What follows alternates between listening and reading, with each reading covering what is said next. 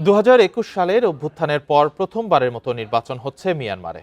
নির্বাচনে অংশ নেওয়া 6 দলের মধ্যে সবচেয়ে বেশি প্রার্থী দিয়েছে সেনা সমর্থিত দল union solidarity and development party.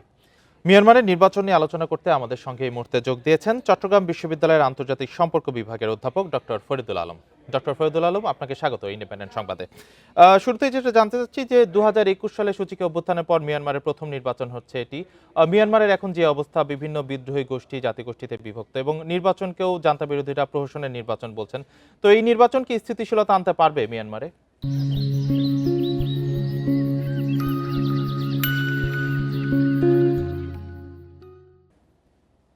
আপনাকে ধন্যবাদ। প্রথমেই মিয়ানমারের যে নির্বাচনটি হচ্ছে সেটি হলো 2021 সালের পরেই প্রথম নির্বাচন, যেটি আপনি বললেন। এবং মিয়ানমারের যে সামরিক জান্তা, তারা এই নির্বাচনকে তারা উপলক্ষ করছে যে নির্বাচনের মধ্য দিয়ে দেশে একটি স্থিতিশীলতা আনয়ন করা সম্ভব বলে তারা মনে করছে।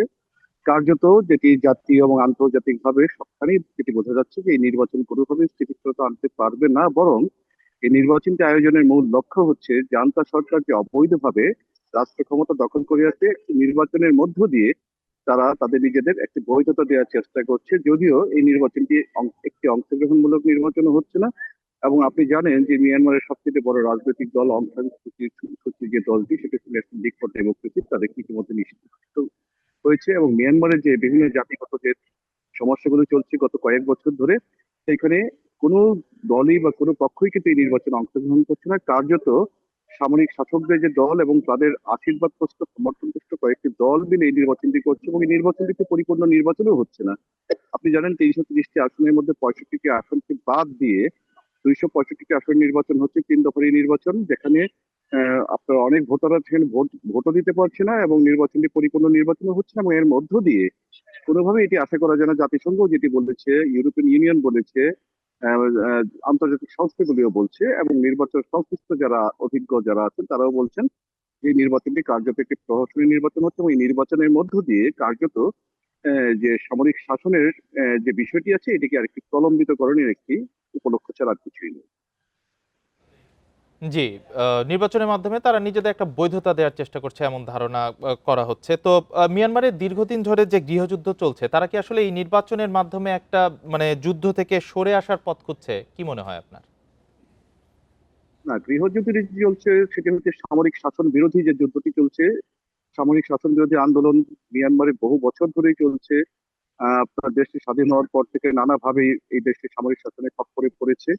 এবং এই সামরিক শাসনের কবল থেকে পড়ার জন্য সবচেয়ে বড় যে আন্দোলনকারী যে দলটিকে আমরা জানি, ন্যাশনাল লিগ ফর ডেমোক্রেসি, সেই ন্যাশনাল লিগ ফর ডেমোক্রেসি তারা নির্বাচিত হয়েও তারা, আপনি জানেন 2020 সালে লাস্ট তারা নির্বাচিত হয়েছিল। 2021 সালে আবারও অং সান সুচিকে হটিয়ে দিয়ে তারা আবার তাদের ক্ষমতাকে সামরিক বাহিনী তাদের ক্ষমতাকে তারা আরো আবার শক্ত করেছে, পোক্ত করেছে। এবং এর মধ্য দিয়েই কিন্তু যে গৃহযুদ্ধের বিষয়টি ছিল, যেটি দীর্ঘ বছর যাবৎ চলমান ছিল নানা ফরম্যাটে, সেটি কিন্তু নতুন মাত্রা পেয়েছে। এবং আমরা যেটি জানি যে মিয়ানমারের বিভিন্ন অঞ্চলে বিভিন্ন জাতি গোষ্ঠীগুলো তারা কিন্তু আপনার সরকার বিরোধী আন্দোলনে তাদের বিভিন্ন জাতিগোষ্ঠী তাদের বিভিন্ন রকম সত্তা আছে, বিভিন্ন ধরনের পরিচিতি আছে, কিন্তু তাদের একটি অভিন্ন উদ্দেশ্য, সেটি হচ্ছে সামরিক শাসন থেকে দেশটিকে মুক্ত করা।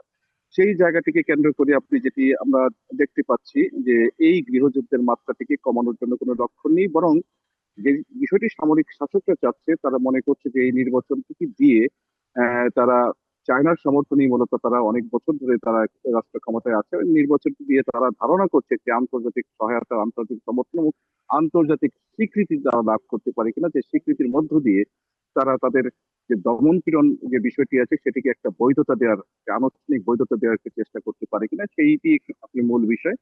কিন্তু আমার কাছে যেটি মনে হচ্ছে ইতিমধ্যে যে বিষয়টি লক্ষণীয় হয়ে গেছে, সেটি হচ্ছে যে স্বতঃস্ফূর্ত ভাবে এই নির্বাচনটি বয়কটের মধ্য দিয়ে যে অবস্থায় এখন এসে দাঁড়িয়েছে, সেই অবস্থাকে আমরা কোনোভাবেই স্বস্তিদায়ক অবস্থা মনে করতে পারি না, এবং আমরা আশাও করতে পারি না যে এর মধ্য দিয়ে মিয়ানমারে গৃহযুদ্ধের অবসান ঘটবে। রাদার যে বিষয়টি হতে পারে সেটি হচ্ছে যে সংকট আরো ঘনীভূত হতে পারে সামনে।